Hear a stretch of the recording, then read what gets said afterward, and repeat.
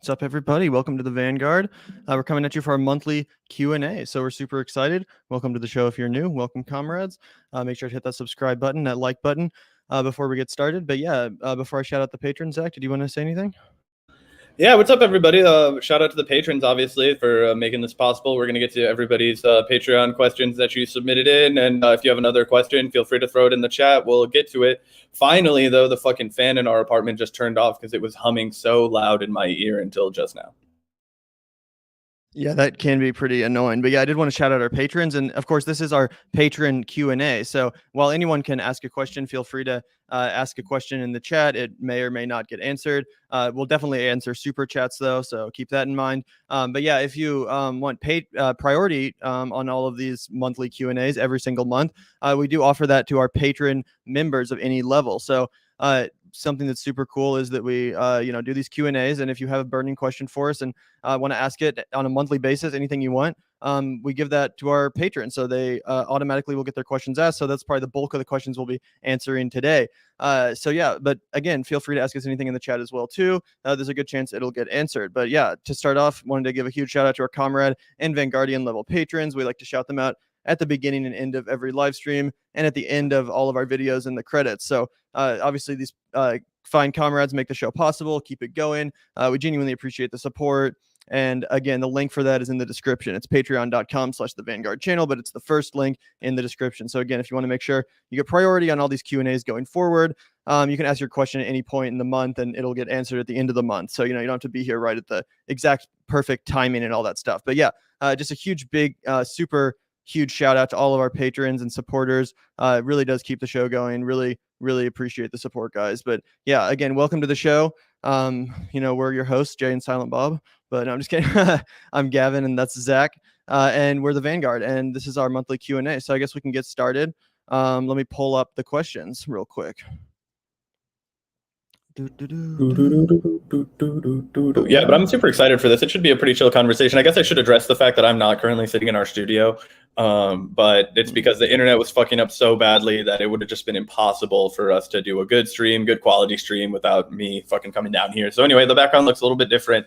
Tomorrow, when I get a massively long Ethernet cable in the mail, I'll be able to rejoin Gavin in our rightful studio. But fortunately, the studio lights we got were transportable, which is why it doesn't look like shit down here.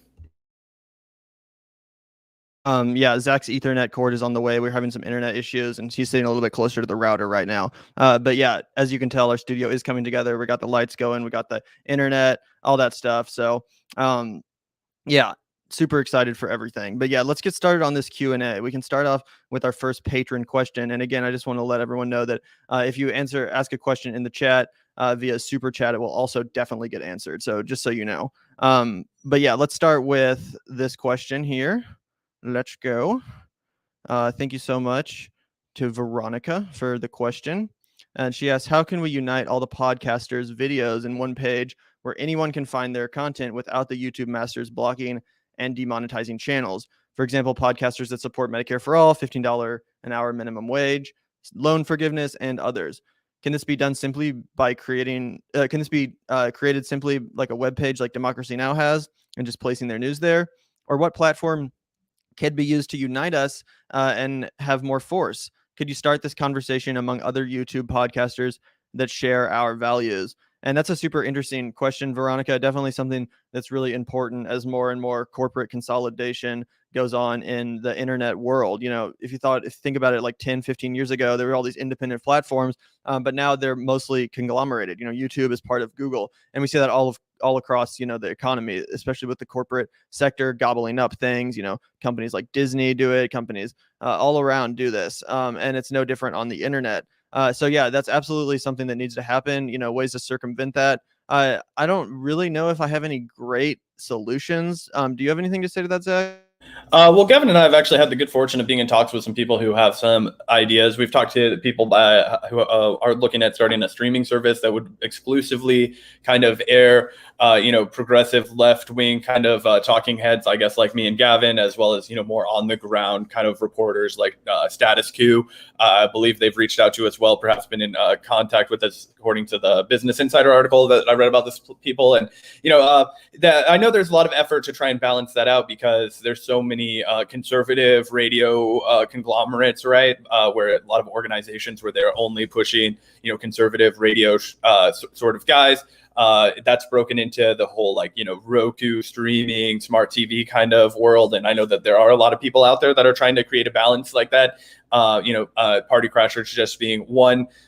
So that's definitely a potential. The problem you get in with just having a website like Democracy Now! Has is all of the web, all of that video has to be hosted somewhere, and it's actually extremely expensive to host video. That's why everybody, regardless of how big you are on YouTube, you basically stay on YouTube, right? Like the Young Turks had a disastrous time when they were trying to get an app built that would remove people's eyes away from YouTube, and I think this comes up a lot, and something that we should all have to reckon with, and it's something that Gavin's pointed out a bit on our podcast too, is we kind of have to remember what platform we're on, right? We're hunting a lot of times I feel like people, they get a really strong audience, and for that audience, they become the drive to go to YouTube. But for so many people that are viewing all of our content, really they're just passively on YouTube and they're engaging with our content instead. And so we would be taking a massive hit if we tried to move our audience away from YouTube, because then you're only creating an echo chamber. Only the people who are actively looking at seeking out lefty media content, which I hear is also, which I hear people would push back and say, well, they're already not getting that right after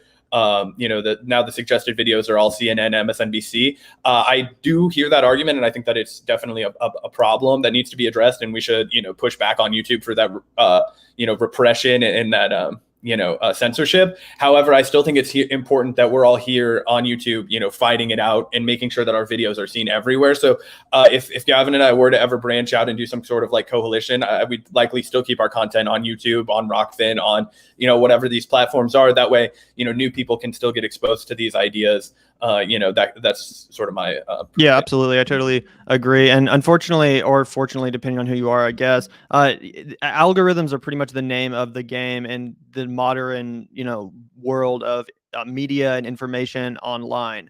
If you want to get your voice out there, you basically have to figure out how to get in the algorithm and get promoted by an algorithm on one of these social media websites, be it YouTube, Facebook, TikTok, etc. And unfortunately, that's something that a lot of people don't want to reckon with, but that is unfortunately just true. People simply consume their news via social media. That is probably 90% of people's news consumption at this point. If they're not subscribed to you on one of the social media platforms they're perusing, then they're probably just not going to get your content. So unfortunately, that is something we have to reckon with, and I think something that we've tried to overcome here at the Vanguard, and I think we've been fairly successful in that. But for people that are plugged in and that already do know what's going on, people that may not have already, or unlike people that have not been exposed already, there are options. And I think Radical Leftist Agenda points out Indie Left News Discord is a great Discord. You can go. He actually helps us with our channel some. He helped set up our Discord, rather, which our patrons have access to. So there are options like that, little communities, Reddits, Discords, where you can get a pretty good curation of lefty independent news, like the Vanguard, everything else you probably consume in the space. So yeah, there's a lot of exciting options out there. But for people that are not familiar yet, or that aren't already in this space or world, unfortunately, they're probably only going to be reached by the algorithm. That's really the way to do it. So, we need to balance fighting these platforms, but also using them to our advantage the best as possible. Because again, we don't want to be self-defeating. We don't want to cut off avenues of communication because we're above it or whatever. I think that's a mistake a lot of lefties make. They refuse to go on MSNBC or whatever, or some mainstream platform. Not to take a job there, but they don't even want to be associated with it. When in reality, a lot of the people that are voters, for example, they listen to that kind of stuff. They listen to NPR. So as much as we don't want to take those platforms seriously, it would be better if we had some influence on them versus none at all. And a good way to do that is to get in the algorithm, like on YouTube. But yeah, definitely check out Indie Left Media on Discord. He's great and has a great service going there. So there are options. To move on to the next question, let's see what's up. And thank you again, Veronica, for the question and for supporting the Vanguard. We really appreciate it. And that was a great question. But yeah, the next question is from Alexis. And she asks, what about something like a bulletin board, like an online live TV guide, but with channel's usual live time? maybe some channels could coordinate time. So one show could promote the show starting live next. Example, the Vanguard does a half hour or an hour live and says near the end, when we're done, go check out Savvy Sabs. She goes live in 20 minutes. Maybe channels could get together for a monthly or weekly Zoom roundtable, kind of like Fred Hampton leftists have it rotate with a bigger show, bringing new viewers to smaller outlets. I think lefties would be shaking hands and locking arms right now because of indie I think leftists should be shaking hands and locking arms right now because of indie news goes silent. We and the whole planet are fucked. And that's such a great point, such a great question, Alexis. Thank you for your musings on the subject matter and some potential ways to foster some more solidarities within the leftist community. One thing I will say that I feel like is probably the biggest hurdle we're going to run into when it comes to this sort of a deal, and I'm speaking mostly for myself and I think probably Zach too, is that it's just, we're independent people. A lot of people in the space are very independent people. It's hard to coordinate, a monthly or weekly Zoom roundtable or like to do everything at the right time. We like to stream whenever we feel like it during the day. We're pretty impromptu about going live. So as far as coordinating times to go live, it's just not something that's ever been super successful when we've tried to do it. The closest we have to that is we record our book club on Thursdays, but even that, we'll end up doing it at some random hour in the day whenever we feel like it. And that's just kind of how we roll. A lot of people are more on a schedule and they want to do something at the same time every day. But I wake up at a different time every day and I like to do things at a different time every day. I don't really like having a schedule. And, unfortunately that does make this sort of a thing a little bit more difficult. However, like Zach was mentioning, there are, some channels and some prospective projects that are working on stuff like this. Like Zach said, there's this streaming channel called Party Crashers, which is going to hopefully be coming out at some point, which I think is actually, going to be doing something exactly like this, where they have like a 24-hour, program essentially, and one thing goes into the next. There'll be one show and then it ends and then another show will go live. But that's, a whole different beast. When you think about YouTube, one of the beautiful things about YouTube, in my opinion, is that, anyone can watch it whenever and wherever. Even if you don't catch this stream live right now, you can watch it tomorrow morning. It's still going to be there. If you're at work right now, or if you're, taking care of your kids or some shit, then this stream will still be here for you to watch tonight when, everything's when you're relaxing. And that's kind of the good thing about YouTube, is that we don't have to coordinate times. We don't have to, schedule a coordinated program, because anyone can watch anything whenever they want. You don't have to be there at 6 p.m. Central, 7 Eastern, or whatever the fuck to watch something when it happens. You can watch it on the toilet when you're taking a shit. You know what I'm saying? That's what I think is the beauty of YouTube. Yeah, and look, I think that there's a lot to be said about, if we were able to create like a real network. The problem is that everybody that's doing, low level YouTube, is barely fucking getting by, if you're getting by at all, right? After the percentages of your income that YouTube takes out, and then you have to factor in how much money am I going to need to stash away for taxes, because independent content created, and it's like, 25% of it goes to taxes, after 40% of it goes to YouTube. So and that's not to bitch, right? Because if you can make a living doing this, it's a beautiful way to make a living. It's very liberating, freeing, all that stuff. But most people, basically everybody, right? When you start doing this, you have a job and you're really already cramped to try and like schedule with congressional candidates that you want to talk to, or authors and those kinds of things. And, basically when you're starting out, you're at the whim of whoever's willing to come on your podcast. That was something that Gavin and I kind of realized is, the best way to try and grow is to just say, we'll record whenever you want. I will, do it at 11 o'clock my time. If that's convenient for you, I'll wake up at 7 a.m. and do it before I go to work if I have to. And that's kind of the way that it works, because it's a real hustle to get this kind of thing going, because one, you're working against the algorithm too. I mean, it's in my opinion, probably the best profession in the world. And, so there's a lot of people that want to do it. And there's a lot of, different times that you would have to be working with. And yes, of course, we want to foster solidarity, go on other people's shows, those kinds of things. We do that a lot. We just did a great panel on the New Left with Savvy Sabs the other day that people can go check out. And I think all that stuff is really important. It's just that we're not dealing with resources in the kind of way where we can say, hey, let's everybody like get on one payroll, and it's a, something people like to talk about as communists. In theory, it sounds like, you could do that. Oh, well, we all support these socialist ideas, but the mechanisms of actually orchestrating something like that, it's right now. It's not, Gavin and I are big enough to take the initiative on that. If we ever get big enough, we would love to, help smaller pods get going, let them use our studio space, invite them on all the time. Gavin and I love having panels on all the time. We love having guests on, that kind of thing. It's just, you would need so much capital. That's the kind of thing that TYT could have done if they wanted to really move forward. That's the kind of thing that they could have done, with their TYT network. They just kind of squandered it. And I think as a result of that, people are really skittish to get involved in anything else. It became really like a baggage for all of the people that were involved with TYT, especially at a time like this. So I think all those kinds of things play in people's minds. That being said, if it were offered to us, I think Gavin and I would happily be like, yeah, sure. We'd be happy to do a show 3 days a week at like 1 o'clock. We would just also put up our other show whenever we wanted, and we would record in advance whenever we want. You know what I'm saying? Like, if it was miraculously like, oh, this is the one problem, I'm not saying I'm opposed to it. I just think there's so many barriers to getting there right now that this is kind of how it has to play out. Yeah, exactly. It's a big ask, or it's a hefty task for people to organize that kind of a thing when, again, we are all just independent free agents, different time zones, etc. But it's certainly a great idea, and there are people working on something like that. So I'm definitely excited to see what happens. To switch up to a super chat real quick, I wanted to answer this. Alex, $2 super chat. Thanks for the donation, man. I had to look up what this means, but I think you're referring to American descendants of slavery.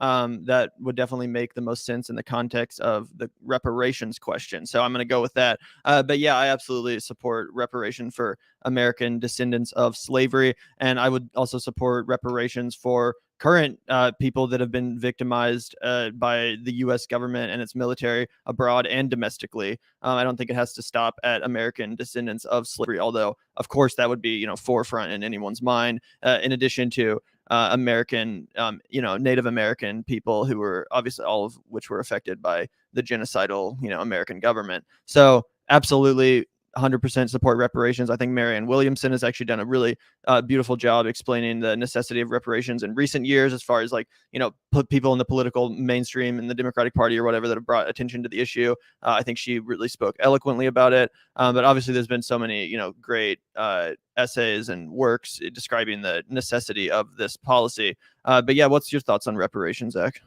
Yeah, look, I think it's a natural extension, right? What's an apology without a correction, without, making amends, right? It's just kind of empty rhetoric. So I think that if anybody, if people want to change, then you have to, actually make changes, right? This is how we make a change. You steal $10 million, you don't, say you're sorry and then keep your $10 million, right? No, you make amends, you return what was stolen. And, for, all kinds of communities, typically largely communities of color throughout American history, they've been, robbed, cheated of their, whether that was, labor, whatever kind of economic production that was throughout history. And, also the housing schemes that were applied predominantly onto African Americans who did own their homes or were trying to own a home, lots of mortgage schemes, all those kinds of things. Yeah, of course, it doesn't make sense to not provide reparations for the people that you have so fundamentally wronged throughout history, which Gavin makes a good point, extends beyond our borders.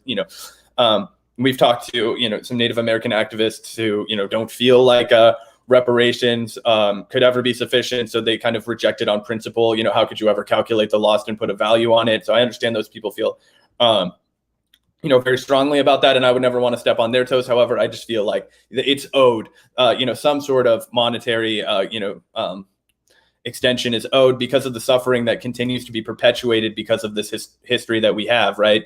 Whether that's in, Central and South America because of the destruction that we've wrought, whether that's at home because of the legacy of chattel slavery and the attempted genocide against the indigenous people, or whether that's in the Middle East and et cetera.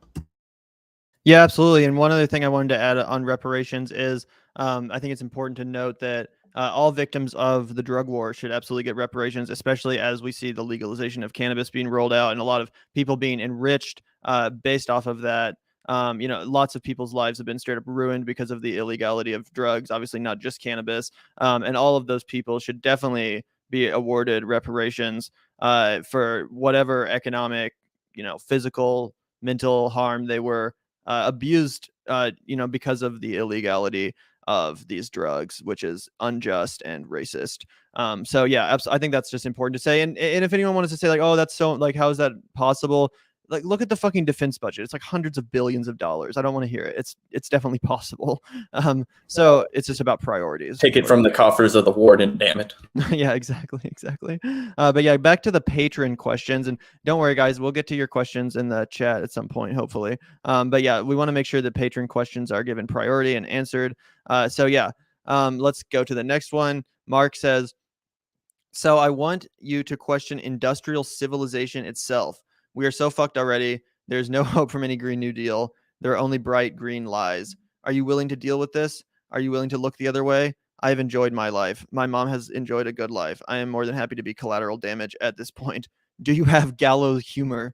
So thanks, Mark, for that question. Pretty interesting. And this is something that, I've basically, I kind of come to this conclusion myself as far as industrial civilization and, capitalism in an industrialized civilization. I mean, if you think about it, that is the problem. And there's only so much we can do to mitigate the effects of existing in a, fully industrialized capitalist world society.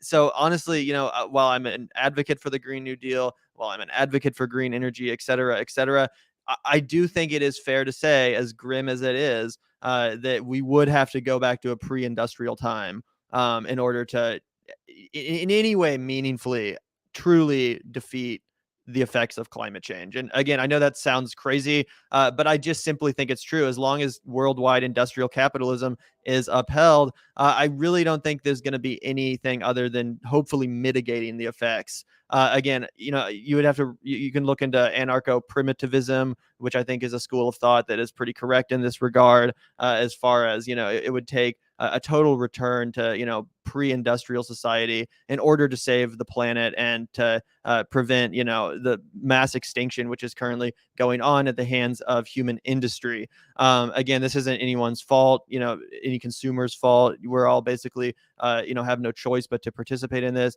It's obviously the companies, the massive corporations, which are contributing in massive percentages to these issues of emissions, et cetera, which are at fault. But yeah, that's probably my honest take on the subject. What do you have to say about that, Zach? Yeah, well, I think that if I was going to just provide another, kind of perspective, one that I kind of oscillate back and forth between, whether or not we're all completely fucked, and obviously people like you and me and everybody else are completely fucked. But I do think the way that, the opulent and the people like Elon Musk, Richard Branson, the way that they kind of envision themselves getting out of climate change, because those guys don't seem too terribly worked up about it. As I imagine, what will happen is there will be, sections of the Earth that are essentially, militarily protected, but quartered off, right? And then you will have massive machines that are pulling carbon out of the air, turning it into limestone. I think people have a lot of faith in that technology, and that's fine. I'd be happy to use it if it were to become successful, but I just imagine that it's going to be so insufficient to the destruction that we're going to have that you'll see, 90 to 95% of the planet just get completely fucked, kind of like a dystopian science fiction movie, right? Kind of like Elysium, right? Where you have the small opulent that are able to remain in comfort. And I mean the true small opulent, like not even like, oh, rich Americans, which we're dramatically richer than everybody else in society. I think it's important to remember, just for when you're having globalist perspectives, that, if you make $30,000 or more in the United States, you're in the global 1%. So, we're talking like the 1% of the 1% are going to survive. So, that's my real outlook. I think that all of us end up getting sacrificed, and that they try and continue to live in this like sustainable opulence, and basically until the bitter end. So yeah, I guess that's gallows humor. I don't think we're gonna get our way out of this with the Green New Deal, even though I'm like gonna fight like hell for it, right? It's kind of like the Jean-Paul Sartre quote that Chris Hedges always says about fighting fascism. Fight fascism to win. You find it because it's fascist.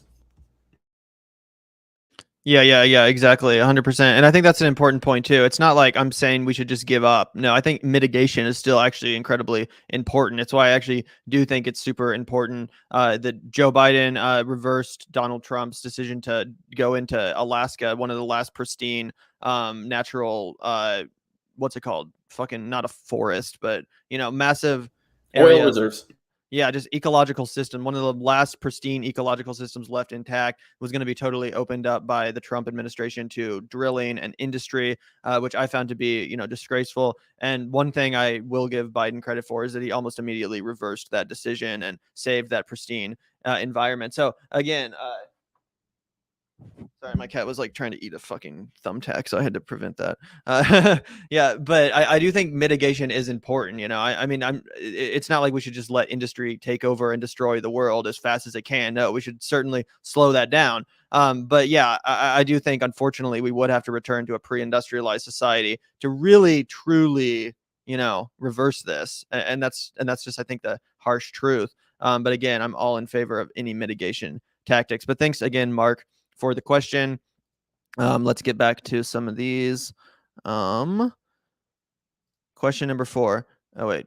Oops. Yeah, question number 4. Thanks, Reskin, for the question. What are some strategies for trying to bring over those family members on the right who may be under the influence of Trump? This is a great, great question, and one that I think a lot of people probably have had to deal with over the last like 4 or 5 years or whatever. Unfortunately, the thing about Donald Trump is that he really appeals to kind of like lonely, cynical, bitter working class people that have really had the shaft, obviously, especially white people, but not just white communities. We've seen, the Hispanic community even turn out for Donald Trump, despite his insanely xenophobic and anti-immigrant rhetoric.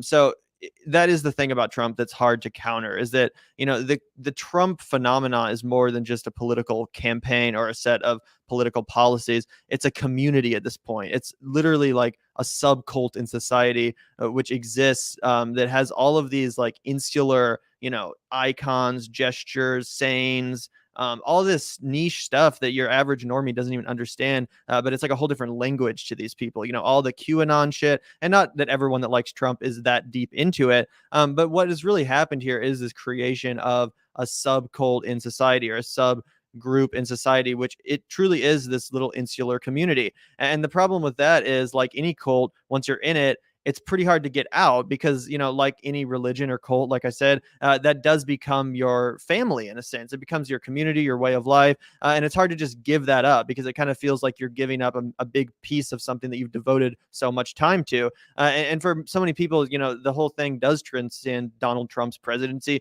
It really is about a way of life. It's about looking at triggering the libs, and it's all this culture war shit that's so baked into these people's mind. So it's kind of hard to just talk sense into someone that's under the influence of an effect like that. Like I said, it truly is kind of cultish. And it's difficult to just, talk reason into somebody that's that, far into something like that. So, I think the best you can do as far as Trump is just explain all the ways he miserably failed in his promises. Explain the fact that he didn't, make America great again. That's always what kind of I thought was crazy. It's like the people that still support Donald Trump. It's like, do you really think that he made America great again? Like, do you think that after Trump's 4 years, how did he really meaningfully improve the country for you, other than triggering the libs on a daily basis? Like, it seems like that's the majority of his appeal. So I think that if you're going to have any luck with Trumpers, it's really just explaining the ways in which he utterly failed to make America great again. He didn't bring the jobs back. He didn't even try to do an infrastructure deal, something that he constantly talked about.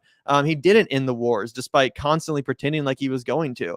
All this stuff, he was basically just a complete fraud and a complete charlatan. And if people haven't realized that yet, I just don't see how you're going to make them.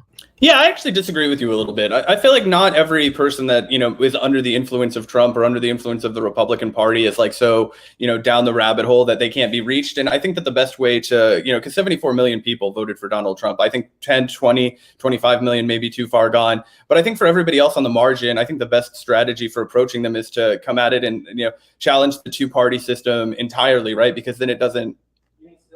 You still think that's true after all the January 6th stuff, the people that are still on the Trump train? I think that if Trump ran for president again against Joe Biden, that a lot more people than supported January 6th would vote for him. Yeah. Well, there's no doubt about that. But I think the question was more about like family members that are currently, deep in the Trump cult, like people. Well, here, can we put it back up again just so I can read it? Yeah, absolutely. Because I think it says maybe under the influence of Trump. So I guess maybe we're taking that in a different direction. Like, I just mean anybody that would vote for Trump would be my strategy for talking to them, people that would be on the Republican side of the aisle, and I always try and poke holes in the idea of a two-party electoral politics in general, because I think the big mistake that people on the left make is that, it's too, like, you already lost once you're associated with the Democrats to these people, right? So, I would say, I would point, like, say Bernie Sanders is running for president. In the Senate, he's not a Democrat, he's an independent.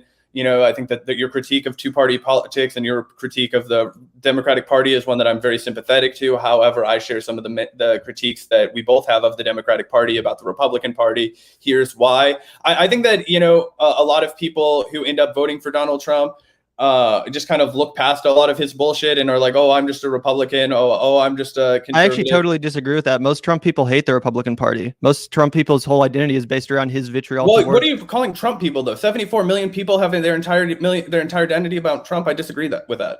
Well, yeah, I mean, a lot of people voted for Joe Biden. I wouldn't call you someone that's under the influence of Joe Biden because you voted for him. I'm talking about Trump people, like the Trumpers. This is a cult of personality. If you interact with these people, they literally make Trump forefront in their personality. I absolutely think it's accurate to call that a subcult of society. Not everyone that voted for Trump, obviously. Again, lots of people vote for just whatever party they happen to align with at the end of the day. But I do think if you're still like hardcore Trump after everything that's happened, then you're. I mean, I don't know what explaining the two-party duopoly is going to do to bring you back. I think the only thing that could bring you back is someone that's really, truly offering an alternative politically. I think Bernie came close to doing that in 2016. I think he, appealed to a lot of those people through a genuine populist message. But outside of that, again, most of these people also hate the Republican Party. Most of these people like Trump because he was unafraid to shit all over the Republican establishment. So I don't necessarily know if that's going to be meaningful. But isn't that the perfect way to bring them further away from the Republican Party? And say, no, we need a true populist message. Well, they think that Trump is the antidote to the Republican establishment. They think that he is the antidote. So is your, I guess if your approximation is that you can't reach anybody and that they're all gone, then you're probably going to disagree with everything that I say to how to try and reach them. But I still think that, that there are ways to do that. No, of course there are ways to do that. I'm just saying your average person that's like really far down the Trump rabbit hole, I don't know if you can just sit them down and reason with them. Again, to still be with Trump after everything that's gone down and all the evidence that he's a charlatan and a fraud, that he's totally failed to make America great again, failed on every single one of his promises. I don't know what else you can offer them other than a legitimate other alternative, which again hasn't yet presented itself. Hopefully it does. That's why I hope someone actually does run, whether it's as an independent or if they have to as a Democrat, and an actual bold populist economic message. I think that's the only thing that can subvert the Trumpism, is offering an authentic populist alternative. Oh, no, that I 100% agree with. I don't think we have somebody to do that. But my strategy for making, progress with those people is to, say, no, this is what we need. That true populist, somebody that will give you healthcare or that will reprioritize, building the roads, those kinds of things that, a lot of people see value in generally and actually can see changing in their lives and benefiting in their community. Yeah, that's fair. It's just that in my experience, most of the reasonable people that are in the right, which certainly exists, I'm by no means saying that, we live in a country of deplorables and all this bullshit. I don't subscribe to that. But in my opinion, most of the reasonable people that I have interacted with on the right are people that have, at this point, acknowledged the fact that Trump is a charlatan and a fraud. Most of the people that originally fell for his bullshit, I mean, not most of them, but a lot of them did eventually realize the true nature of his presidency. And I think especially after the events of January 6th, after all the election bullshit, I think even more people kind of fled the ship, which is why I do think it'll be a little bit more difficult for Trump to win this time, just because, that's such a thing is going to this is going to suck up so much oxygen in the room. What happened with the 2020 election and how obviously it wasn't fucking stolen, but Trump pretended like it was anyway. That's just my opinion. We'll see what happens. But yeah, I don't know how you could possibly support Donald Trump anymore. He's not talking about anything economically populist anymore. And he also stole $75 million from his Stop the Steal shit.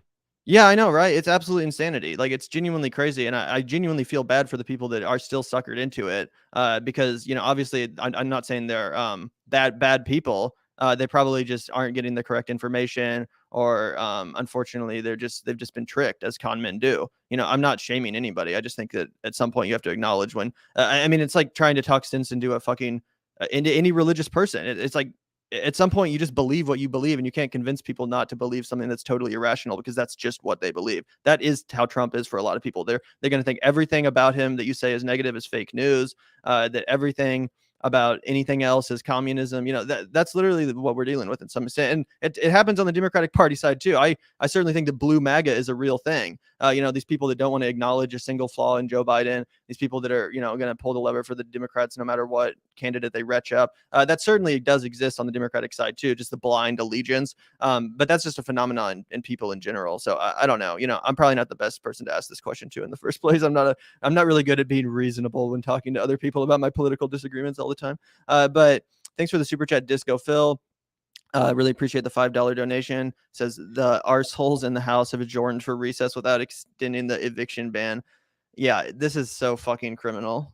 Yeah, it's going to be a disaster. And my girlfriend does a lot of reporting on this, so I've been privy to some of the straight up just fear, and obviously, like, we hear about it abstractly. You hear the numbers of the thousands and thousands of families that are going to be facing eviction on day one, but when you hear the specific stories from all of these people, and every single one of these families has a story where it was like, this was the first place I'd ever afforded, and then COVID happened, and I was just getting my fucking shit together, and everything lost happened, and I was literally like, squatting in my own apartment, just praying that they didn't, lift the eviction ban. And now I know it's coming, and I don't know what to do with my kids, and we're going to be homeless and living in a shelter, and all this kind of shit that's happening. And this is happening in all 50 states, all across the country.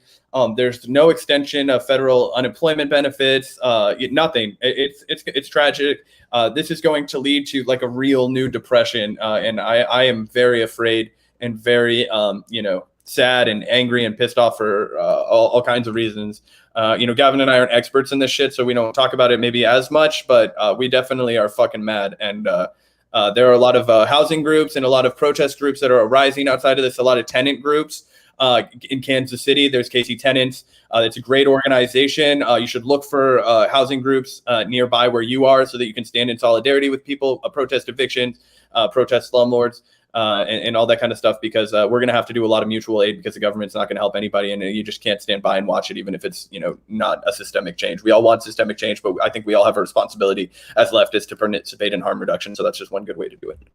Yeah, absolutely. And I'm actually reading about this now because it looks like just mere minutes ago, the Democrats pushed to extend the eviction moratorium, but failed. So at the literal last minute, they cobbled together a disgraceful effort to extend the eviction moratorium, only for it to fail. So that's another example of how feckless and weak the Democrats are, how low on their priorities list this would be, despite it obviously being, of massive, massive importance. So that's, absolutely disgusting and totally insane. I don't know where Zach went. I think he might be dealing with something downstairs. There was a fire on the stove, not a real fire, but just something that we forgot to turn the stove off, and so it started smoking. I was like, God damn it. All right, everything's fine. Thanks for the super chat, Tyler. Gavin was OP. What original poster? What is that? I think he just means you're spot on. OP. Okay. I'm used to that in the Reddit context, which means original poster. Anyway, but apparently I was OP on the Trumpers take. This Tyler's family still has hardcore believers in Fox News watchers. There's no way of rationalizing them. All MSM is evil. Yeah. Unfortunately, that's been my experience too with a lot of the people of that ilk.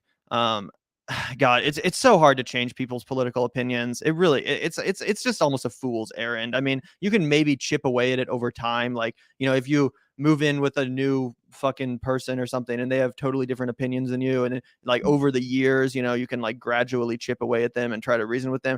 But when it comes to just like your family members, and especially if they're of the older generation, most people are just so goddamn stuck in their ways. Like, they're not going to change their opinion because you're telling them shit about whatever.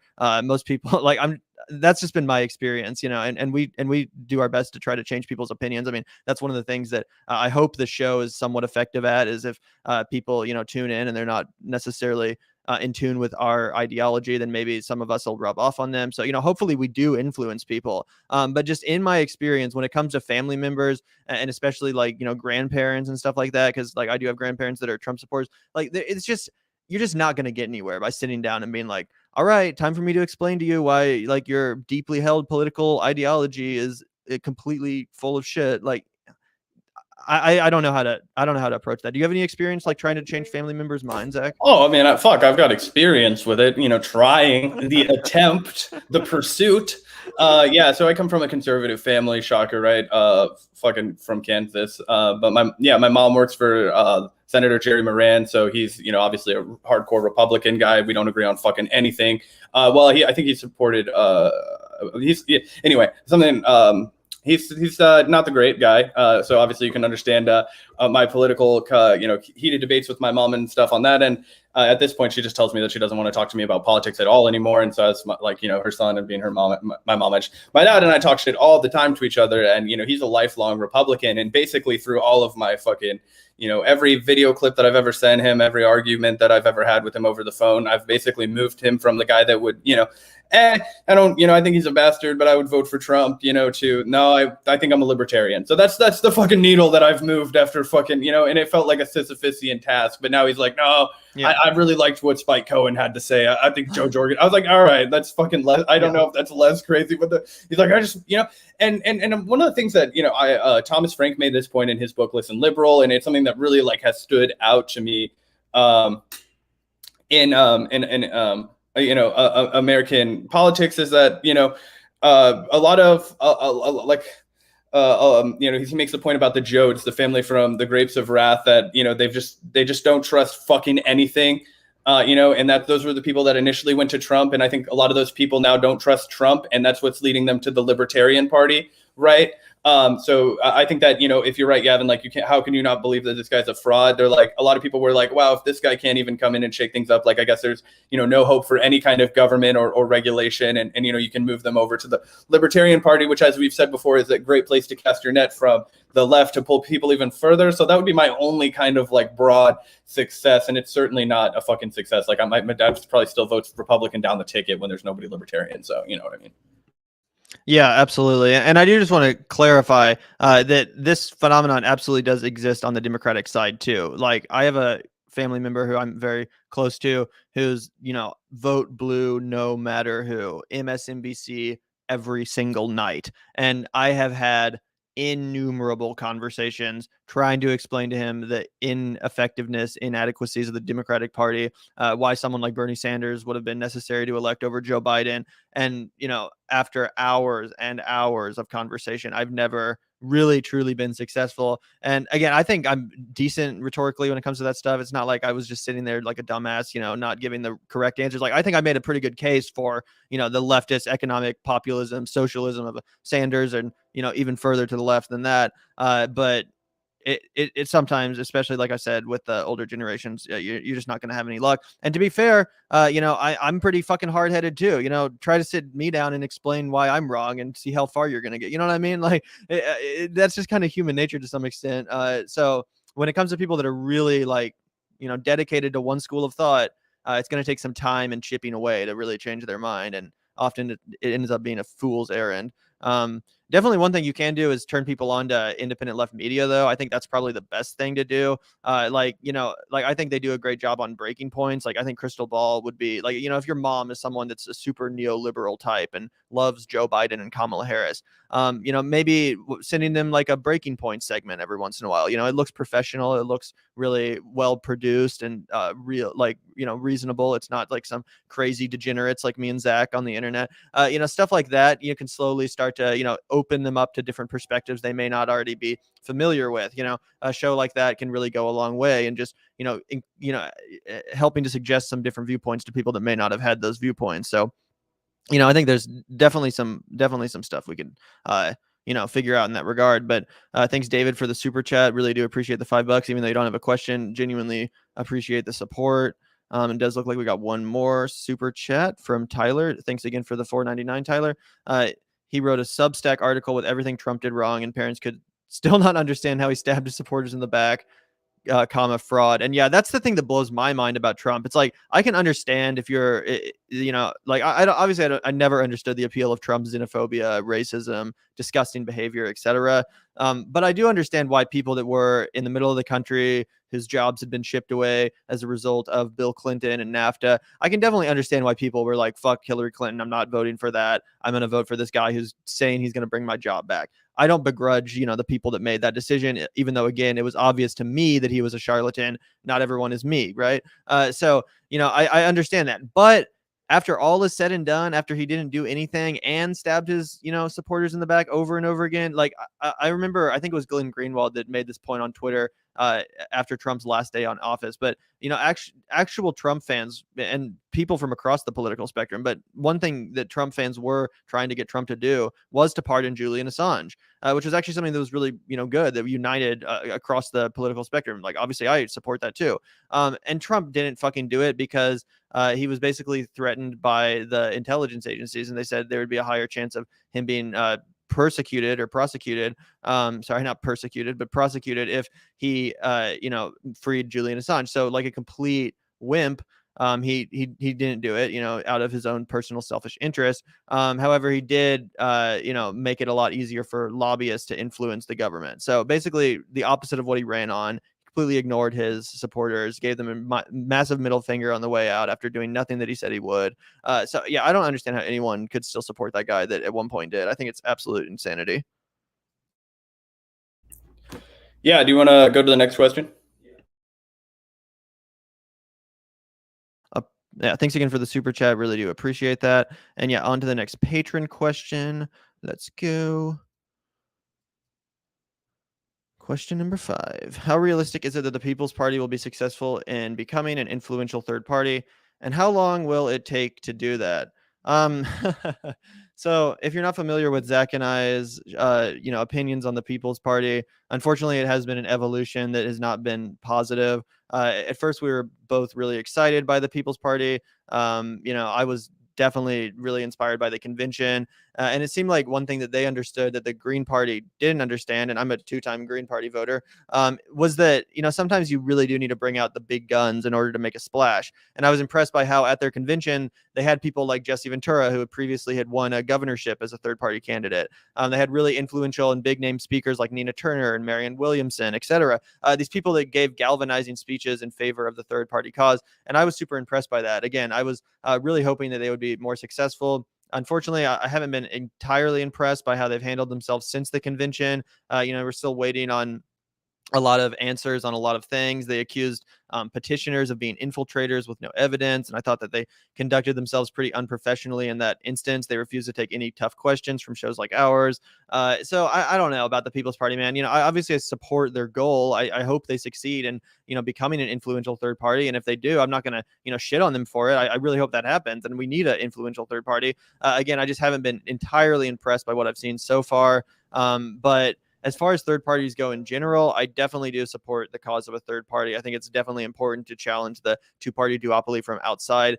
What I worry about more than anything with third parties is that you're kind of self defeating by not getting all the media attention that comes with running in a Democratic Party primary. Like I don't think Bernie would have been able to galvanize the political revolution that he did, the mass amounts of grassroots support that he did if he had run as an independent or a third party candidate.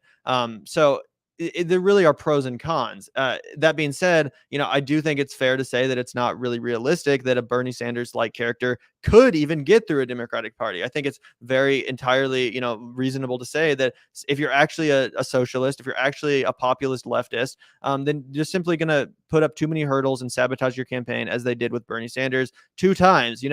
So I think that's fair too. I guess the best conclusion that I've personally come to, if someone like Nina Turner or someone like Jesse Ventura was going to run as a third party candidate in the future, I think they should run as a Democrat during the primary. But when they get screwed, inevitably, then they declare themselves an independent or a third party candidate after amassing all of the celebrity, or not celebrity, but attention rather from the media, that comes along with being a bomb thrower in the Democratic Party primary. And, I have never been a huge Tulsi Gabbard fan, but that was one thing that some people were hoping that she would do. She became the most Googled candidate after the debate in the Democratic Party primary. She got a bunch of attention on herself by, coming after Hillary Clinton in the way she did, and by suing Google, stuff like that.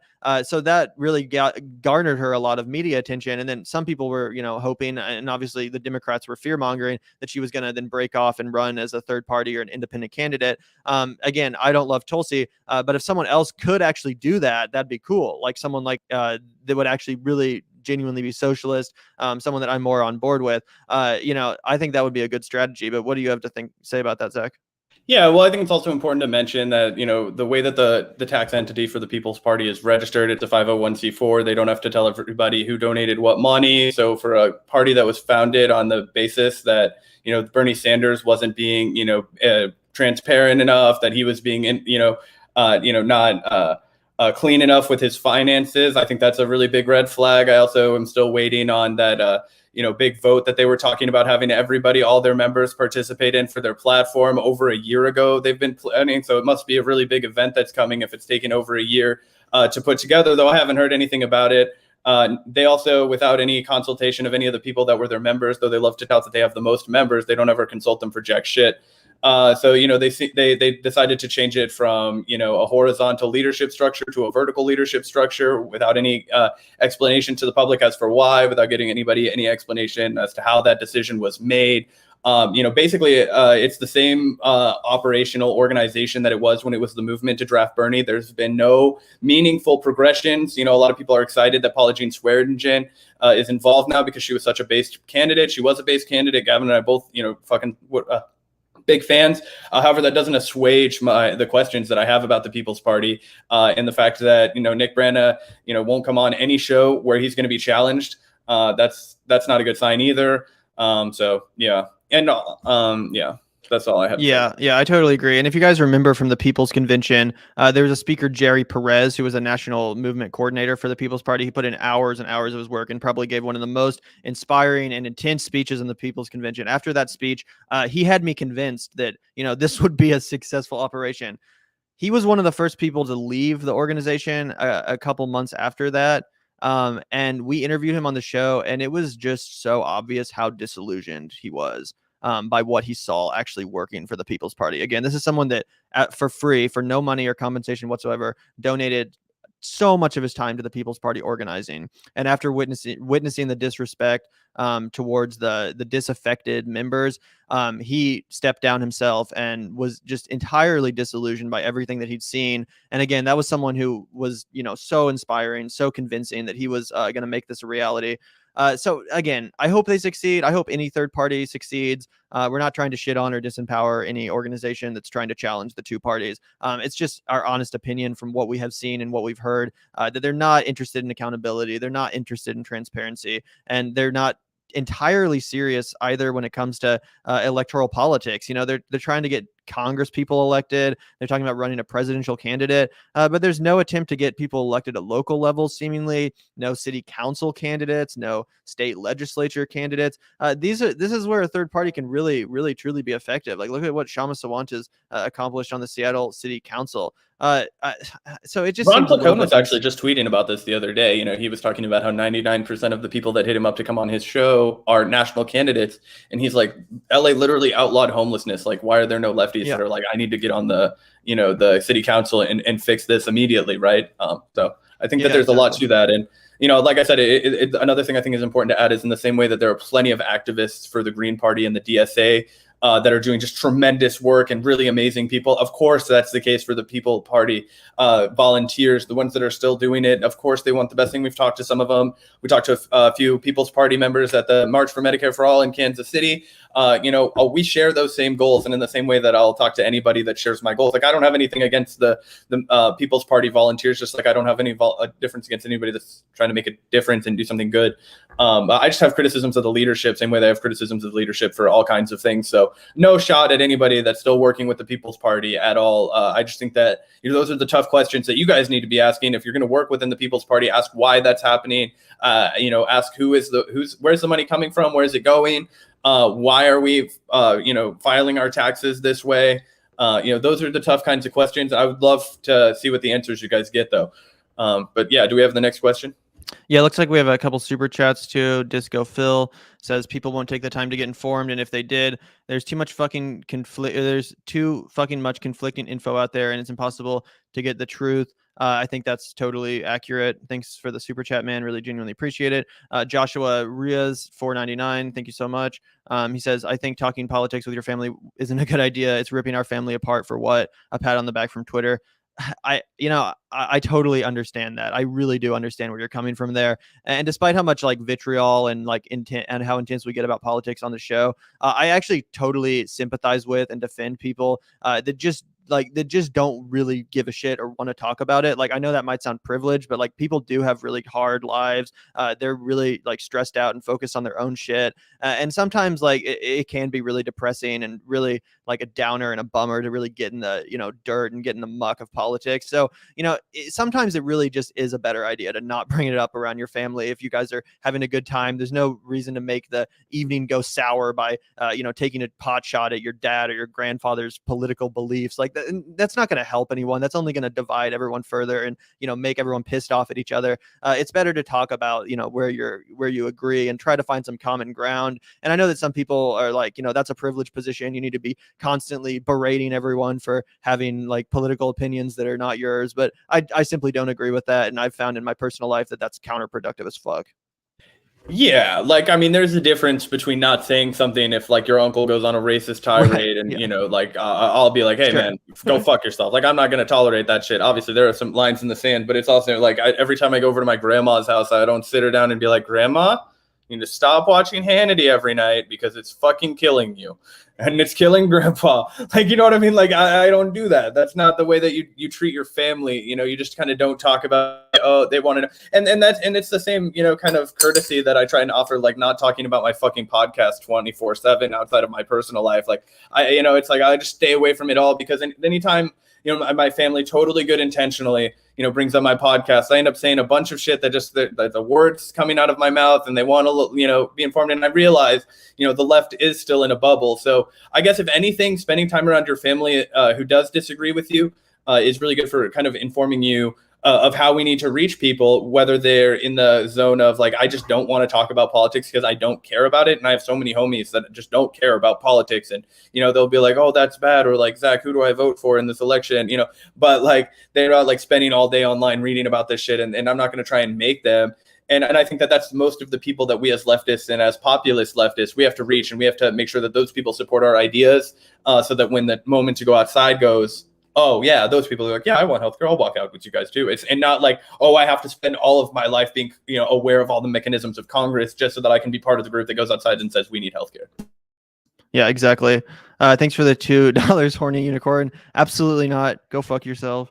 But thanks for the money. Thanks for the $5, Jane. Trump will have an excellent chance of winning 24. I want to agree with this just because of how miserably bad and pathetic, Joe Biden and the Democrats are. But I also just can't get over how terrible Donald Trump's reelection campaign was. Like, everyone's stuck in 2016 and remembering Trump as the bomb throwing, like kind of funny, crazy guy. But in 2020, he was not that at all. He was like bitter, boring. Like, his debate performances weren't that funny anymore. They just came off like a bitter fucking raving lunatic that was cynical and like, hated the fucking world. Like, it didn't have the same energy for me at all. And I thought his response to COVID was just absolutely terrible. Like, he could have easily won re-election if he had just like taken it seriously instead of trying to deny it and like, sent out the masks and done what was necessary. But his political instincts just deteriorated so much. And without I guess without Steve Bannon, maybe like, giving him the strategic advice, he's just, I don't know, man. We'll see what happens. I mean, hey, man, some guys lose the magic once they get the strap. It's like a fighter that, murks everybody on the way up, and then he gets the belt and he has his Rocky III moment. Conor McGregor.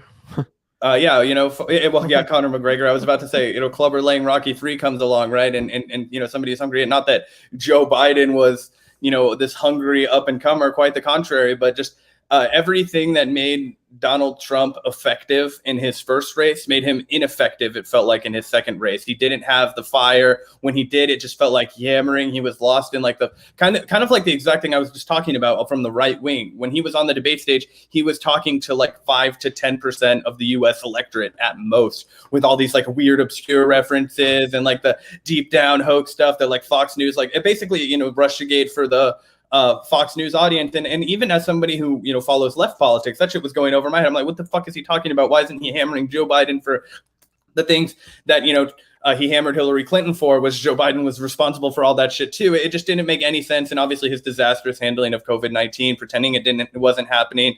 It's just so weird. I would have expected a sharper Trump to try and turn this COVID thing into like he tried to turn it into a war with China, but it was so abysmal that it didn't happen. It just came off as flat and racist. And, everything about him just seems to be stunted. It seems to be like he just lost his edge, So I don't know. I'm not super worried about Trump in 2024. I'm worried about somebody like Trump in 2024 that captures his energy, but has the brain power. It was like, it was just not there for him this time. And I think that that's the same effect that Joe Biden will have when he runs for re-election. Anything that people liked him for the first time is going to be irrelevant. Yeah, if he can even like literally get through a sentence at that point without just completely deteriorating. Thanks for I don't really know what currency that is, but thanks for the super chat. I do think that Jimmy Dore should debate Sam Seder. I think that Jimmy Dore should debate a lot of more people than he does. I like Jimmy Dore obviously a lot. I agree with him politically a lot. But one thing that I will say about Jimmy, that maybe you guys disagree with, I don't know, but he does talk a lot of shit on people that he then does not engage with. Seemingly a lot of people do want to engage with him and debate him and, try to like come to some point of agreement maybe. And from what I can tell, he never really seems interested in that. He just mostly likes to take shots at people. So, I mean, that's fair, do it. I'm not criticizing it, but I would personally like to see Sam Seder debate Jimmy Dore, which is something that Sam Seder has been trying to make happen for a while now that Jimmy has refused to acknowledge. So, I mean, yeah, I would love to see it happen. But let's move on to the next patron question. Have you guys read The Deficit Myth by Stephanie Kelton? And have you researched or have any interest in modern monetary theory /MMT? I have not read The Deficit Myth, but Zach has, or at least part of it, right? Yeah, I got about, I probably have maybe 45 pages to go in it. I haven't finished, but yeah, a lot of really good stuff in there. We've reached out to Stephanie Kelton, would love to have her on our show. I think that modern monetary theory, essentially because the United States has the ability to print its own fiat currency, the way that a country like Greece can run out of money by overextending itself in euros, which Greece does not produce, that cannot happen in the United States. Therefore, the United States can't go bankrupt of its own currency. This is why we can do things like pumping $1 trillion a day into the Fed. Those kinds of things. Stephanie Kelton lays out the idea that the debt is actually just the U.S. Treasury bonds, and that as long as the inflation stays low, it means you're not pumping too much money into the economy, and that the government could actually pump way more money into the economy depending on how it's redistributed. And that would also free us up from, relying 100% on taxing the rich, though she does give it a compelling argument for reasons why you need to tax the rich in tandem with everything else, so that it doesn't create this dramatically, divided, unequal society that's a natural byproduct of unregulated capitalism. So anyway, great stuff. And actually, shout out to one of our listeners that sent us that book. That was awesome. Yeah, shout out. I think it was Steve from The Real Progressive. So huge shout out to that great gift. That was awesome. And I'm going to read the book too. Stephanie Kelton's actually, she was a professor at the University of Kansas City, Missouri, which is actually where I went to school and got a worthless political science minor, by the way. Fuck everything I learned. It was all bullshit. But yeah, UMKC is where she was at. So that makes it extra cool. But thanks so much for the $9.99 super chat, Pin Patriot Blog. So who is more likely to sign Medicare for all, Joe Biden or Donald Trump? Well, Donald Trump was in office for 4 years and never did anything with healthcare except for exclude more people from and healthcare. Try and get fucking Obamacare repealed. Yeah, exactly. So I don't think it's fair to say that Donald Trump is any more likely to sign Medicare for all than Joe Biden. But that being said, Joe Biden has explicitly said that were it to come to his desk, he would not sign it, even if it was passed by the House and Senate, which is total insanity. So, honestly, both of these guys are fascists in that sense. Fuck them both. That's why we need to elect someone, hopefully, that would pass it. But yeah, I think thanks it's a so much for goose egg from both of them, for sure. what? 0% like a goose egg from both of them. Any chance that they would either of them would sign it, Oh, there would be yeah. absolutely no No chance. way that could happen. Yeah. Look at who donates to their campaigns if you want to know why. But thanks for the super chat. Really appreciate it. Josh Daniel 499, thanks so much. If you guys didn't catch Brianna Joy Gray on Katie Helper last night, never seen her that worked up. I would definitely like to see your guys' take on her view. I actually did not see that, and I would definitely be interested to see what she got worked up about. That definitely was something I'll check out, and maybe we'll do a segment about it if it seems worth commenting on. But yeah, I'll definitely check that out. Thanks for letting me know, and thanks for the super chat, Josh. Yeah, two of our favorite lefties on the internet for sure. So definitely we'll check that out. I don't know if that's on Joe Biden not extending the eviction moratorium, or maybe I know Bree's been pushing really hard for the student debt cancellation, or at least the continuation of the payment for stopping payments, basically, right? So for me right now, I have a bunch of student debt, even though I have no degree. So I'm one of those lovely people that in like a couple days, I'm gonna have to start making payments to the U.S. government for my education again. Yeah, no, it's crazy. And yeah, I'll definitely check that segment out. So thanks for the recommendation. To get into the next patron question, let's go over here and see what's up. Thank you, Daniel, so much for the question, and thanks for the support on Patreon too. What was experienced with the March for Medicare for All? Could you explain what went down? Did you see people in power in local or state governments come and fight with you and hear about you getting Medicare for All? God damn it. So yeah, we had a great experience at the Kansas City March for Medicare for All. It was definitely a little bit smaller than some of the other ones. Kansas City is a fairly small city compared to like Chicago or whatever. But it was still really cool to see some lefties out there. Like Zach said, we saw some people from the People's Party. We saw some Green Party activists. We saw all kinds of lefties out there. That was really dope. Nick, we got MMA Socialist on Twitter from Fairhampton Leftist, was out there. Yeah, we got to meet Nick from Fred Hampton Leftist, who we're going to be having on the show very soon. So that was super cool. He's another Kansas City comrade. So yeah, it was an awesome event. Obviously, as expected, the media did not cover these events as much as they should have. I know there was a few articles written about it in local cities, like local news outlets and stuff like that. But who cares? Like, the point is to get people in the streets, get people excited, get people, really fighting for this goal. You have to start somewhere. You have to get the ball rolling. And a really good way to do that is to put on public demonstrations, to organize, because, even just people driving by, not everyone knows that Medicare for All is something that they should be fighting for. A lot of people have just, they're so resigned to the system that they don't even realize that there is an alternative that they could be fighting for. So again, I just think it's so important to explain to people that, like, this is something that, other countries guarantee their citizens. There's no reason we should be denied it in the richest country in the world. This is absolute insanity. The insurance, everyone hates the insurance industry. So, I think it's 100% great. Yeah, there were a lot of truck drivers, people delivering like goods to the plaza. So in Kansas City, for people who aren't familiar with our geography, basically our main protesting place is in the plaza, which is like the ritziest parts of Kansas City. So haha, fuck the owners.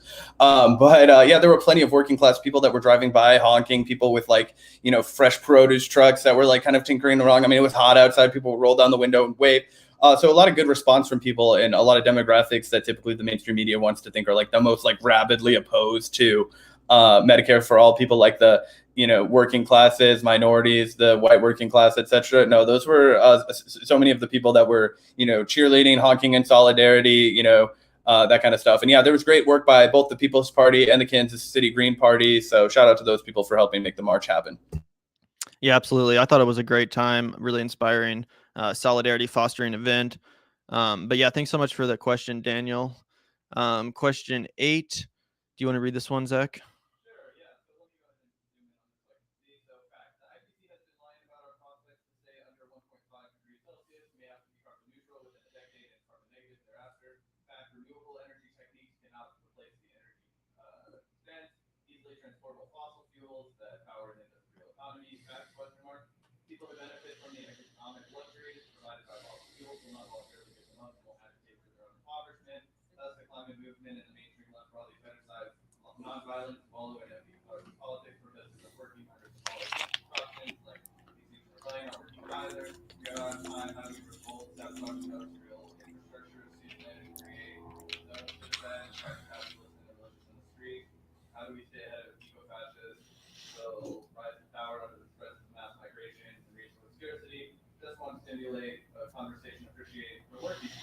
Yeah, so a lot of this shit is, spot on, right? So obviously these facts that you're laying out are jarring, they're intense, and I guess the pushback I would offer is something we've actually been covering a lot in our book club. So if you're looking for like a really robust conversation on nonviolent versus violence, we get into it really in depth in there. But just quickly for me before I pass it to Gavin, I think that when you're asking the question of how do we revolt in sabotaging industrial infrastructure, I mean, that's just how do you end up with your life in prison and you're unable to continue these, movements and organizing, right? So they're going to immediately, anything that we do, and already the things that we've had done, it's immediately classified as eco-terrorism, and that's so they don't have to abide by any of your constitutional rights when they're coming after you. So I think before we jump to sabotaging industrial infrastructure, if it comes to that, and I'm not saying that it won't, right? And I'm not saying that there's anything that that's immoral about sabotaging that planet killing industry.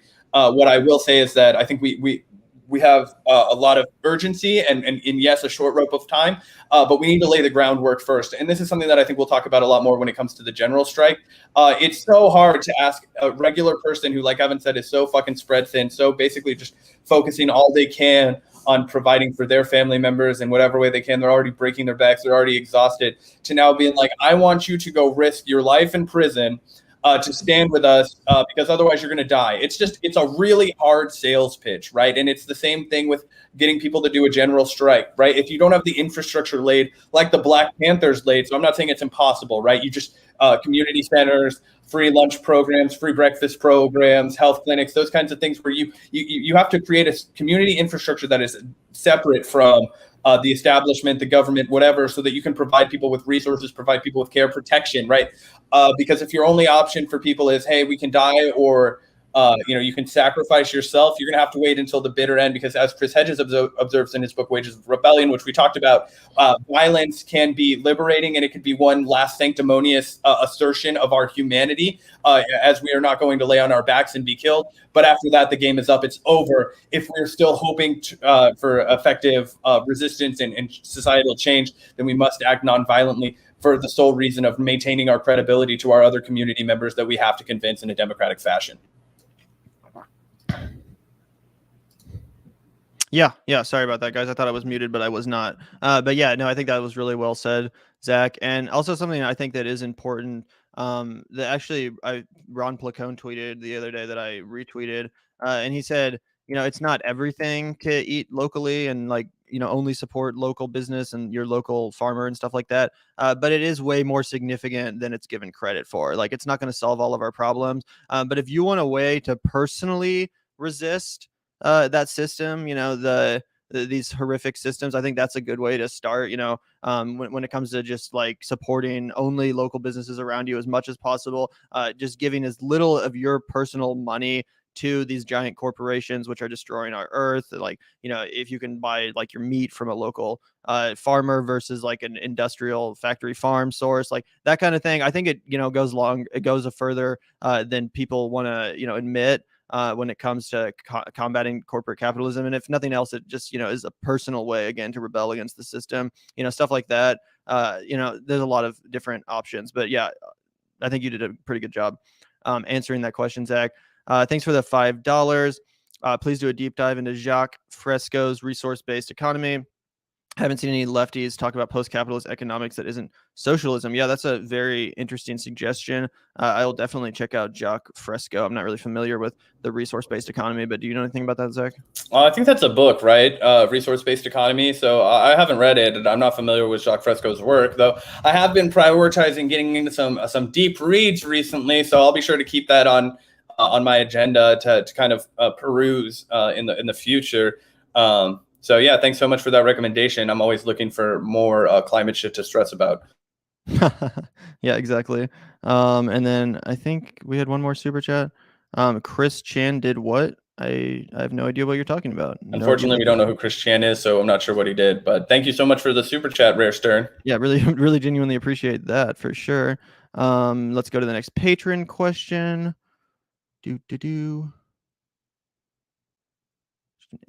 Question 9. This is from Steve Rice, and he says, our revolution is focusing more on modest alternatives endorsed by President Joe Biden. First, Obama rounded up the left, energy organized it, and froze it up, and tossed it out. It looks like Bernie is doing the same with his promises about our revolution would do. And then he says, quote unquote, pragmatic progressives. I vote James Clyburn to be the new chair. After all, he is the most progressive person in Washington and very pragmatic. So long, Dems. I'm all in the outside game. Yeah, that's fair. And I did hear about this as far as our revolution. There was an article about how basically they're, undergoing this transformation or whatever into, being pragmatic progressives versus, trying to continue on the political revolution that Bernie initially was talking about. So that's totally, totally disappointing. But I mean, honestly, that I guess that's more simpatico with Bernie's strategy at this point, which is just to work within the system instead of, advocate for more revolutionary goals. So, that's definitely not me. That's definitely not my strategy. And I certainly agree that that's pretty damn disappointing. Yeah, we'll react to Crystal's most recent interview with Bernie Sanders probably tomorrow at some point, and I think that that'll get into a lot of our criticisms of the way that Bernie's been handling things. Obviously we give him credit where credit was due. He was the only person in Congress that seemed to be at all fighting for the infrastructure bill, at all taking it seriously, at all trying to get what he could get from it. So we gave him credit where credit was due. And, I think, if he does get 3.5 trillion or whatever, which I'm still skeptical that he will, but I'm saying if he did get that 3.5 trillion, that would be, beneficial. There's a lot of good stuff in there, even though it contains massive problems as well. And I think that's always been kind of Bernie. What I've been pissed off about Bernie and our revolution and all this shit is how, and this is what everybody said was going to happen. So it's just, coming to fruition. But this is how you're pushing Joe Biden left, right? No, you're like Bernie straight up simped for Joe Biden the entire time he was talking to Crystal Ball, despite her best efforts to kind of, get him to, come to his senses a little bit. He would be like, what could you do? And she was like, I'll literally tell you what he could fucking do. You said that he could do this, so a lot of that kind of thing going on. Obviously, I think that the decision made by our revolution is a fucking disaster. This is complete capitulation. Bending over, grabbing your ankles and waiting to get fucked is not something that I'm interested in participating in. So yeah, I'm out on our revolution as well. I haven't totally abandoned the inside game. I think that if you're in a district where there's a base candidate, vote for them. But outside of that, I'm not super inspired by it either, Stephen. Yeah, thanks so much for the super chat, Steven. And yeah, it's totally disappointing what's going on in our revolution. Just pretty much a disgrace in my opinion. But Julia Tully asked this question, and apparently she asked it before and it was missed. So I genuinely apologize, Julie, if you asked this question in our last live stream and we didn't get to it. I must have missed it. But you're asking, you say, if Professor Wolf looked at the application of democratic socialism in Butte, Montana, if the IWW had been successful and Clark's Fortune, which founded Vegas, was a community-owned asset, I want to host an independent media event there for all you hooligans in Butte to discuss this topic further. I think you guys can make a documentary in there somewhere, and I have contacts in that direction.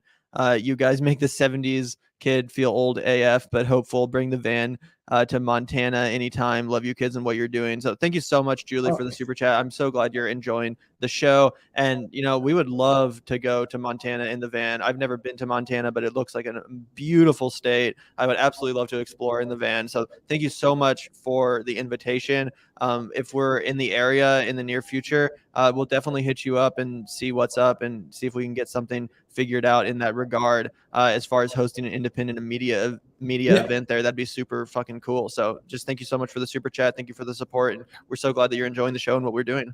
Yeah, I've wanted to go to Butte for a long time, actually. So for anybody who doesn't know, I loved Anthony Bourdain. All of his shows were super inspiring to me. I've read a lot of his books, most of them, I think.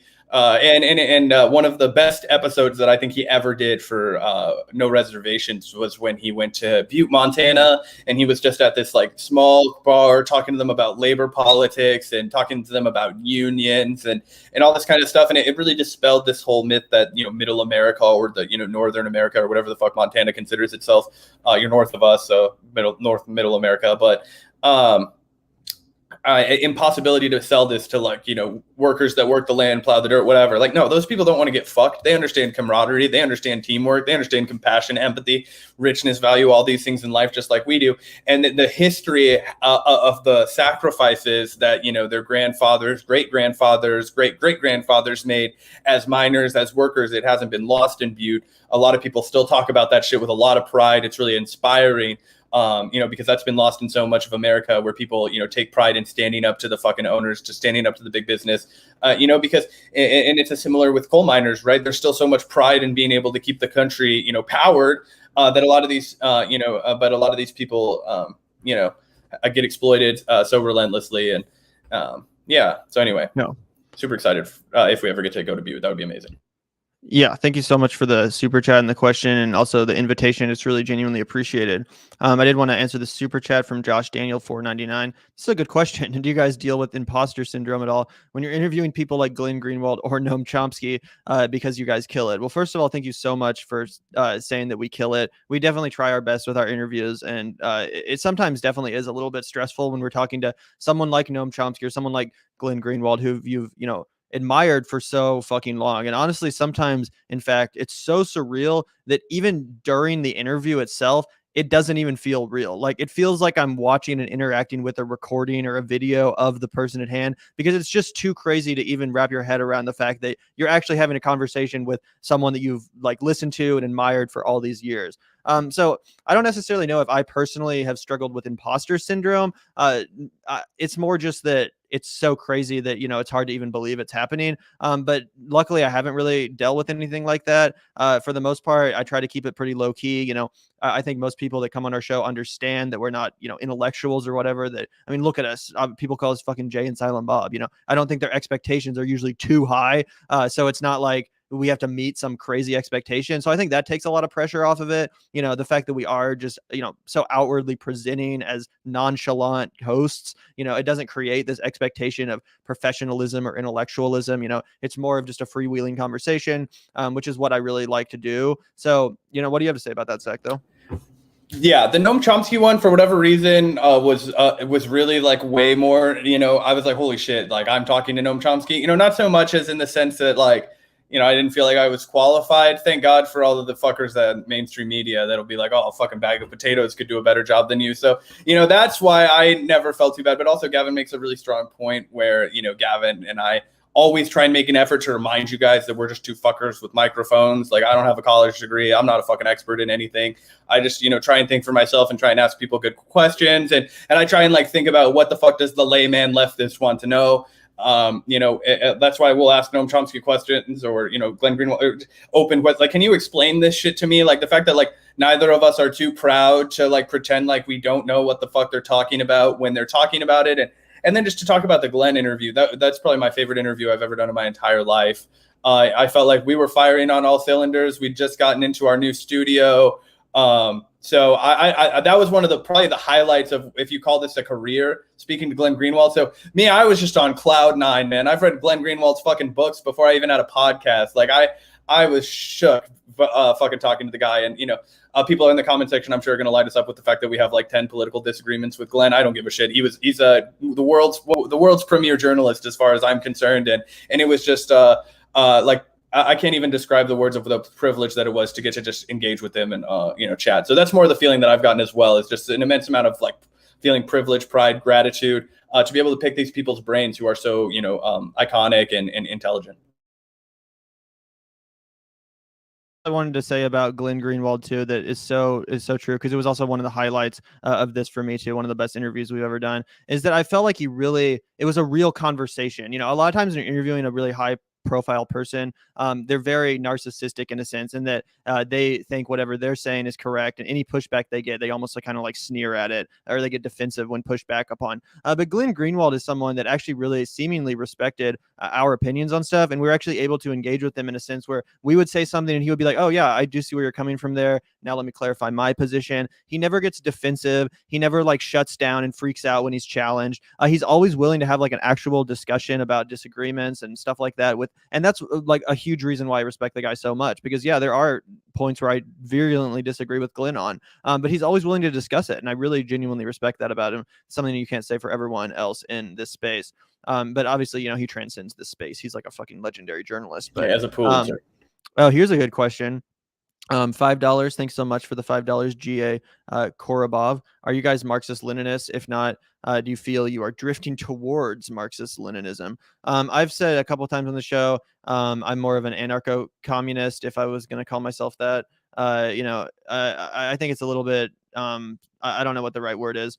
I don't love calling myself a communist in this, in this country, because it's like it's just we're so far from a communist society that it almost seems unrealistic to fight for that right now. I don't know. I feel like that's why maybe socialism is a little bit better of a jumping point. Socialism is supposed to be the transition between like capitalism and communism. So while we're still in such a rigidly capitalist society, you can kind of feel silly or like LARPy to people on the outside if you're like, oh, I'm a fucking Marxist Leninist communist, and they're like, okay, so what do you like go to the fucking meet up and wear your Bolshevik hat and wave the fucking hammer and sickle? Like, it just kind of creates this goofy image in a lot of people's mind that I don't really try to embrace. The tanky vibe, all that shit. But I certainly have a lot of respect for, Marxist Leninists, if that's your thing. I'm not super into theory, so I can't sit here and say that I've read like all of Marx or all of Lenin or even close to that.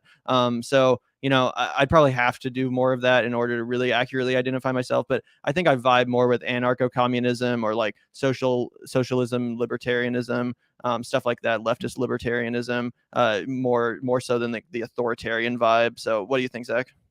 Yeah, look, I think that from what I understand of Marxist criticisms of capital, I agree with the guy on a lot of shit. But I don't call myself an ist on anything. Like, I'm not a fucking, anybody else's thoughts besides my own. I don't have a deity. I don't have a fucking forefather. Like, that's why I stay away from labels like that shit. I care about humans. I want people to have healthcare, fucking good, fulfilling lives. I don't want the poor to go fucking hungry. I want them to have a place to live. I want old people to be taken care of, all that kind of shit. Wherever that puts me on the political map, it puts me on the political map. But I think a lot of the, Marxist Leninist stuff like that contributes to like your strategy and all that stuff. And I do think that maybe a lot of Marxist strategy has been thrown for a loop. Marx was always talking about how human societies will get more and more equal. The proletariat will, get more and more equal. I think that there's some holes in that kind of fucking argument. But like I said, Gavin and I aren't fucking experts on this shit. That's just why I don't call myself that. So anyway, yeah, I think that there's so much good Marxism. There's, and we can all work together because the applicability of all those kinds of solutions in our system right now is negligible. So I think at this point, it's better to just understand we're all, on a policy mission together instead of like further fracturing ourselves with these weird labels that are, in my opinion, pretty meaningless. So basically the Ferris Bueller quote, I do not believe in any isms. A person should be himself or whatever. Exactly. I don't believe in Beatles. I just believe in me. I am the walrus. Exactly. But yeah, let's move on to the next patron question. Let's see what's going on. Question 11. I don't know how to fight them. My husband and I are both 78 and have been fighting this fight since George McGovern's campaign. Every time told you have to vote Democrat, I voted for Ralph Nader every time he ran, then forced again due to Trump being evil. I'm done voting for nothing, which is what Democrats offer. Repubs even worse. Now what? No solution unless people willing to take risks, and I'm not seeing that or hearing about it. What now? God, I mean, that's just such an intense question. And obviously, I feel like a lot of people that have been in this fight for so long tend to get cynical. So, I mean, obviously, I'm glad that you're not totally cynical and that you still are like looking for, arenas in which you can be effective and fight. I would say that like if you're, hoping for the great political, the white shark or whatever to come around, then that might not be the best, investment of your time. Obviously, if even Bernie couldn't do it after two, really good attempts, after McGovern couldn't do it, it's probably best that you invest your time and energy into like more local activism or mutual aid if you really want to see, the effect of your work in action. That's probably the best way to do it. Just hoping for the socialists, to come along and, win their presidency is probably going to be a little bit longer, unfortunately. But, God, that's a tough one. Yeah, I mean, this is basically why everybody on the left is so dejected right now and all the time, because we kind of had an opportunity where we could all kind of fool ourselves into thinking that things was on the horizon of change. I mean, God, I remember how fucking good I felt when I was sitting in Iowa listening to Bernie Sanders, Nina Turner, Cornel West, all these people. I mean, I was sure that we were on the precipice of some big moment. You could feel the energy. It's really powerful. You're listening to all these people that you admire so much speak, and it all falls apart. So, obviously, Gavin and I haven't been doing this for 50 years like you have since McGovern, but I'm with you, and I definitely, can empathize, at least to my small extent. I'm, a little bit like, earlier on in my journey, but I definitely understand the frustration and the sorrow. And frankly, Gavin and I may not just be, we won't pretend to have answers we don't have, right? Like it's fucked right now. And we're just trying to do our best to try and decide what's the best way to move forward. So yeah, anyway, our hearts are with you, and yeah, it looks like we're in pretty bad shape, and Yeah. Yeah, absolutely. To move on to the next question. And by the way, thank you so much, Ram Kaur, for the question and for the support on Patreon. We genuinely appreciate that. But to move on to the next question, Douglas Varney, again, thank you so much for the question and for the support on Patreon. Douglas asks, I think the March for Medicare for All was a great learning opportunity for the left, especially the very online left. How big of an impact do you think this march will have going forward? Do you think there's a larger appreciation for the hard work that goes into organizing from those that were not a part of these marches, but were following it online? I agree. It was a great learning opportunity. I don't know how big of an impact it had, but I don't really think that matters. I think we should keep, marching for human rights, regardless of whether or not it's necessarily effective. I think any form of, resistance is very, important and should be appreciated. And that includes marching in the streets and doing demonstrations. So, even if it wasn't as effective as maybe someone had hoped, then I think it was still just as worth doing and should continue to happen. Yeah, I mean, it's laying the groundwork, right? Rome wasn't built in a day, as they like to say, right? So, of course, our first turnout, maybe it wasn't as massive in every city across the country. It was massive in some cities across the country, and that's a start, right? And you keep doing it, and you build the movement. This is the marches for Medicare for All are probably one of the things that I'm most excited about. These marches, I think, are going to be really powerful, and they give people a place to show up and do something. And whether you're like, oh, I'm a DSA, or I'm a Green Party, or I'm a People's Party, or I don't give a fucker, but I want healthcare, you can all show up and be in the streets together and create a place for other people to look and say, oh, those people are all demanding healthcare. I didn't know there was a group of people where I lived where everybody wanted healthcare bad enough to go out there and fucking do it. I'm going to go back with them. It becomes a routine kind of a thing. That's how movements are made. So anyway, yeah, thanks for the Patreon support and thanks for asking that question. I think we're on to, is this our last question? Yeah, it looks like we do have one more question on from our patrons. So let's take a look at that. And this was actually just commented like literally less than an hour ago. So thanks, Hammock Lady, for jumping in at the last second. You say, how about we let the so-called progressives continue to work through reforming the electoral system while we leftists focus on protests and general strikes? I know we're going to need a bigger boat. And question, Gavin, is it true that you're tall? I am, I guess, tall. I think I'm like 6'2" or something. You're taller than me. I'm short as fuck. I'm only 5'10", guys. I didn't even know you were 5'10". I always thought we were like the same height. But how about we let the so-called progressives continue to work through reforming the electoral system? Well, yeah, I think that's a fair point. Everyone has a different goal, and if some people are trying to focus on reforming the electoral system, and that's what they're focused on, then let them focus on that. You don't need to scold them and be like, that's not effective. You need to be doing what I'm doing. That's just unproductive as hell. And I definitely don't think that that's, good for anyone. So I think that's a good point overall. And yeah, we're definitely going to need a bigger boat. Everyone has their different goals. If someone is like, out there working, for their local candidate that's a Democrat, that's fine. They're still doing good work in a sense, that's perfectly fine. I don't really care what you're doing as long as you're, trying. Yeah. And I mean, also it's kind of like, I mean, all those things need to be done, right? We need to, because at the end of the day, it's kind of like we were talking to Jen about. Medicare for All is a piece of legislation. It has to get written by somebody. So it's to some capacity, you have to have somebody in there that you can force to fucking do it. So in that sense, the people who are progressives working on electoralism, I think that's really good. But we also do, of course, need people organizing strikes, organizing mutual aid. And I don't think we have to consider ourselves enemies. It's just like not everybody at a mechanic shop is in charge of doing the oil change. Some guy works on the transmission. Some guy does other shit, right? And that's okay. You're all still working as part of a team. You're getting the car fixed, right? Right now we have a big car. We need to get it fixed. We're going to have to do a lot of different shit. That's the way I look at it.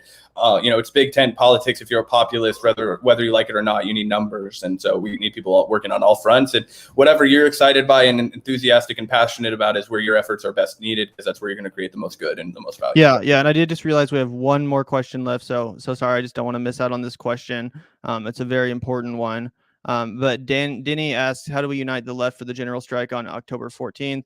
Leftist YouTubers are so divided with dumb shit. Is there common ground for you guys to promote this and make peace for a united effort to fuck over the owner class? And apparently it's October 15th, not 14th. So yeah, that was the correction. But I think that it's very important that we unite for a general strike, even if the one on October 15th is not successful. Obviously, that should not be the end of the cause. General strike is obviously probably the most effective way to actually get what we want. Unfortunately, in the world we live with a big of a military in America, I simply don't think a violent revolution would ever truly be possible. So I do think it's going to take nonviolent actions like a general strike to truly end up getting what we need as far as concessions from the establishment. So yeah, I think that there is common ground to promote this, and ultimately what it'll come down to is people just putting aside their petty disagreements in order to advocate for this. Nominally, everyone on the left should support this, and nominally, a lot of people, even that I really disagree with, do support this. Like, for example, Anna Kasparian has often talked about how she thinks a general strike is the correct answer, and I agree with that. So, I'm willing to put aside disagreements in other arenas in order to agree with someone on a strategy like that. So hopefully the whole left can do that. At least the online left can get over their disagreements and agree that this is absolutely something worth promoting, that is absolutely something worth participating in, and ultimately it will be something like this that will end up solving our problems. At least in my opinion, that's the best I've been able to figure out. Yeah, I just think we need to think critically about this, guys, because the first step in a general strike, like this is one of the things that I think is just a little bit frustrating. Is like there's this inclination to just throw out a date for a general strike, and it's like support everybody general strikes on that day, right?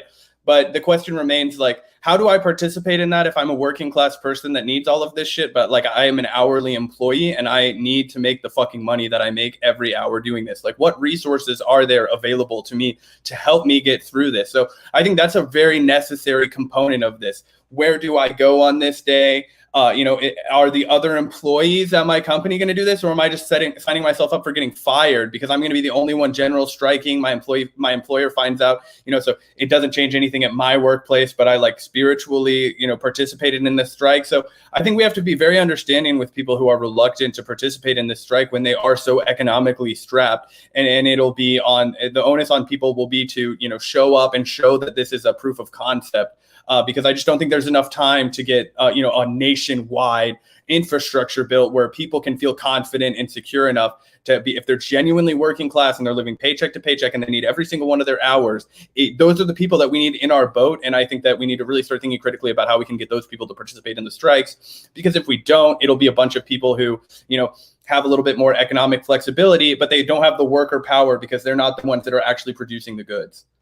Yeah, that's absolutely correct. And it's also, that's just so important to point out, because we can't just expect people with jobs that are liable to be fired and lose their livelihood to just drop everything at a hat and, join this general strike. We really do need to take into account the resources that people can fall back on and rely on if that were to happen, or to hopefully mitigate the effects of that happening. So it is such a tough thing, guys. And like I mentioned earlier on a different stream, I think it was actually last October when we were doing this, where there was a similar thing. Like they tried to set up a general strike for October and nothing happened. So, I worry too that if these aren't properly organized and orchestrated, then it's just going to lead to people getting cynical and thinking that it's never going to happen. So, it really does need to be done properly. But again, I'm not an organizer, so I'm only doing my part to try to advocate for what I do think is the correct strategy. So hopefully it does get organized properly, and eventually something like that can happen, because even in a small sense, a general strike could do a lot of damage. It wouldn't take everyone striking. It would only take maybe 20% of the economy to grind to a halt. That would be a pretty fucking powerful statement in and of itself. So we don't need to think too big. You can still do a lot with a small faction. But anyway, I guess that wraps up our Q&A for now, unless anyone wants to throw in a super chat in the last minute. And then here. One last thing, though, I just think that for everybody to have some perspective, like the size of the U.S. workforce is 164 million people, which means to even get 20% of that, we're talking about 32 million people not showing up to work. So that's the scale that we're dealing with. And I just think that, of course, I support a general strike. Of course, I think this is the correct strategy. It's a sage strategy. It's gotten us our victories. But our unions represent 6% of the private sector right now. So even if every union gets on board, we still, need 16% of the population to get on board with that. So I just think we have to understand and be realistic about where we are so that we can take the correct steps to build this movement. It won't happen overnight, but I think that if we're strategic about this and we're methodical about this, then it can go a long way. But anyway, thanks for everybody for tuning into our Q&A. It was a lot of fun. Yeah, really appreciate all the questions, guys. Really appreciate all the donations on Super Chat and all of the support on Patreon. Again, we'd like to shout out our patrons at the end of every live stream. So we genuinely appreciate the support from our Vanguardians and Comrade patrons. The link for that is in the description if you would like to join. The link is patreon.com/the Vanguard channel. Again, we really genuinely appreciate everyone participating today. It was awesome. Thanks so much for the $2, Roy. Really, really appreciate it. And I'm so glad that you are enjoying our show. We hope you all enjoy your Friday as well. And we'll see you tomorrow. We're actually going to be streaming tomorrow afternoon with friend of the show, Kamali Rose from the Radical Democracy Show. We're super excited for that. It's been a minute since we've had Kamali on, so we're really excited to catch up and talk about the news. We're going to be going over the Crystal interview with Bernie and some other stuff like that. So make sure to subscribe if you haven't already. Hit the notification button so that you don't miss that stream tomorrow. Again, it will be a little bit impromptu, so we never stay too close to a schedule. So yeah, you'll want to hit that notification bell. But thanks everyone. Genuinely appreciate it and hope you all have a great rest of your day.